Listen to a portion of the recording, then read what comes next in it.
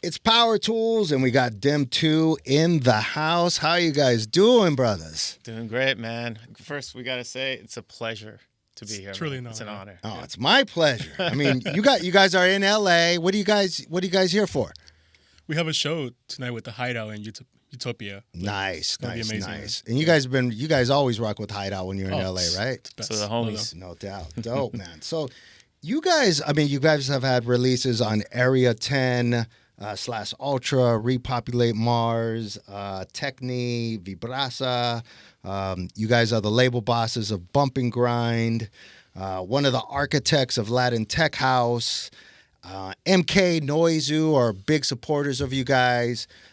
And let's go back to the beginning of DEM2, and I want to just understand like how you guys got started. How did you guys get inspired to do dance music? Where was that entry point for you guys? I think for me, it started in like 2011. I started getting into raves around that age. Right. And I don't know if you're familiar with the Bay Area scene at the time. It was like House Nation was throwing raves, and that was every Wednesday. And that I just grew a passion for house, EDM, just electronic music. Nice. And then I started getting into music production. And this was before I even met Sergio. Right. And I just grew a love for the music. I started learning how to make beats, and then I just elevated since then. And then a couple years later, I ran into Sergio. Yeah, I mean, from my end, my dad was showing me all this trance classics from Tiesto, Pablo and Dyke. Nice. And I was born in Peru, so he was showing me all this stuff over there with my cousins too. Like I was pretty well knowledgeable on the topic of EDM. Right. All the time it was mostly trance for me.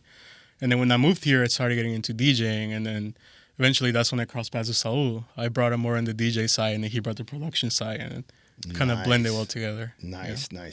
And when did you move from Peru? It was 2004. Okay. Yeah. Right on. So I was born in 94, so spent pretty much my whole. Right. And you guys are from the Bay Area, San Francisco? Bay Area. Nice. Bay Area. Yep. Nice. Which part of the Bay Area? I was born and raised in Oakland. Okay. Yeah, right and then on. I just moved around throughout the years there. Right. But yeah, born and raised. Mostly Okay. the East Bay, Hayward too.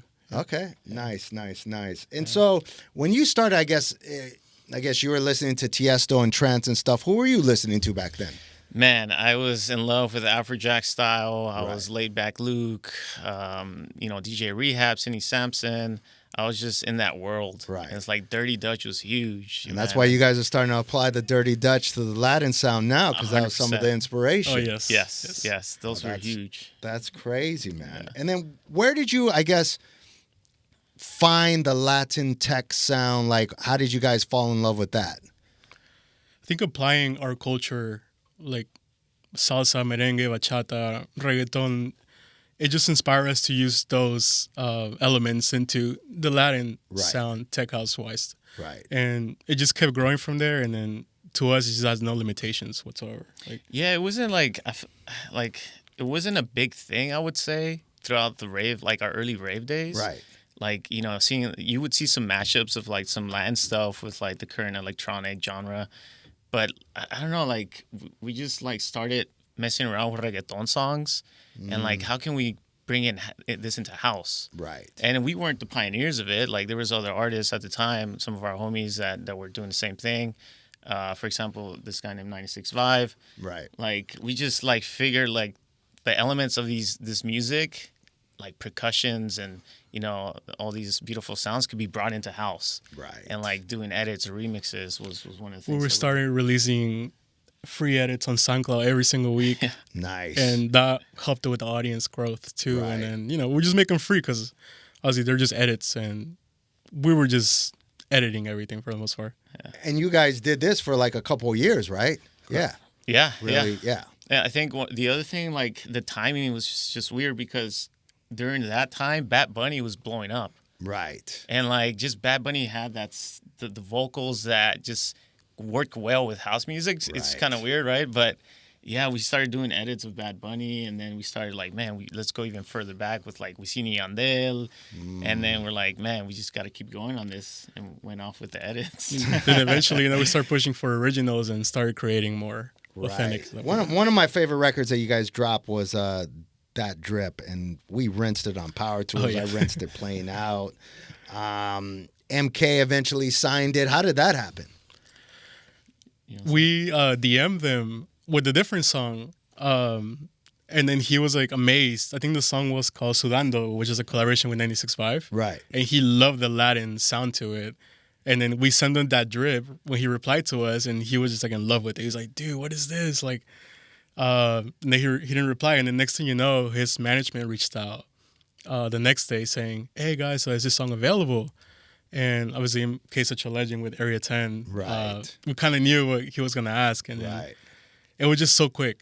And then he was playing it everywhere. Yeah. everywhere. And he made that video. Who was it? Alesso was. Yes, backstage, Alesso was asking for the song too. Yeah. It blew up, man. It was crazy. It was just a surreal moment for him to just ask a record from Right. us, because Right. we've been looking up to him too for a while. Yeah, and he's still crushing it. Oh, MK yeah. is still crushing it. That's dope. Now, in 2023, you guys started Bumping Grind, your label, which is a very influential label for like Latin tech house. Talk to us about why you started it. Was one of the reasons being there wasn't a lot of labels servicing that type of music? So Bumping Grind originally was just for us to self-release music. It wasn't a goal to have other artists be on it, because sometimes labels take forever to release music. Right. So we wanted to release our own at our pace. Right. But as soon as we saw the success with the first couple of releases, me and Sal were like, dude, you know what? Let's make this to the community, to the homies, to help each other out. And at the time, I think 1 week it grew to like 10,000 followers just in 1 week with all their free downloads and original records we're putting out. Next thing you know, we're getting demos from all over the world. And you said it, like, we wanted to push that Latin sound forward, Right. and we just wanted a platform to gather all these demos and songs that these young artists are working on and try to push it out. Yeah. Because we know how it is and it's hard. And then with our platform with Bump and Grind, it was much easier. And then Right. everybody was being heard. Right. Yeah, it was cool. And I think it's kind of cool. You guys are getting demos from people all around the world, right? Yeah, like, I mean, what were the country demographics? Italy It was like- sending it was Latin crazy. house, That's Poland insane. sending Latin house. Like there was a couple of them from Brazil too. Like it just kept growing, and it's such a beautiful community to be part of. Right. Yeah. That's amazing. I mean, one thing I always say about like Latin tech house and just Latin house in general is like it makes people move. And sometimes when I'm like, younger producers will send me stuff, I'm like, this is cool, but does it make you move? And that's what I like about when it's Latin vibes. It's just, you don't even know the song, but it makes your body move. And I think that's really dope that you guys have dedicated to like, your label with Bump and Grind and everything you guys are doing. Now you guys got a single out called Loco that just dropped last week. And it's on Bump and Grind. Talk to us about the inspiration of that tune. Yeah, it's basically a collaboration from one of the homies back in the Bay Area, and he sent the idea, and we actually like doing collaborations with, Who's the collaboration with? it's IDNAS. Okay, Yeah, cool. yeah. Shout out to IDNAS. Right. No, he's a talented producer, and he sent us the idea, and we like collaborating with folks that like in their uprising as well, Right. like aiming for the same goal of like just putting music out there. And it started with this like drum pattern, and that Dirty Dutch, like you said, we're trying to bring it back in Right. some one way or another, and we just added like some synths to it, and yeah, it's a pretty cool track, man. That's dope. Now, Yeah. talk to us about, what I love about you guys is how you're very a part of the Latino community when it comes to house music, and talk to us about why that's important to you guys. Our focus is always to grow together. That's always been our main goal. I think everybody deserves credit. There's so many artists too that don't get the credit as they should. And to us, just want to keep building up with everyone. To us, it's not really a race, helping each other out. Right. There's no success without sacrifice, and fortunately, we just want to help. 100%. And it seems like there's a lot of, there's more, not a lot, but more people are doing it with like Bolo and Vibrasa and stuff like that, like making it, a community. Yeah, exactly. And we just, it's got to be diverse up there, in the music scene. And like for us, it's like we want to see more Latinos, Right. Put our sound forward. Right. So yeah, shout out Bolo. Like he's got his own style. Like we love it a lot. And we like seeing artists thrive Right. from the Latino side, you know? That's dope, man. 100%. So my question now is, who for you guys, who is on your like Latino tech house Mount Rushmore?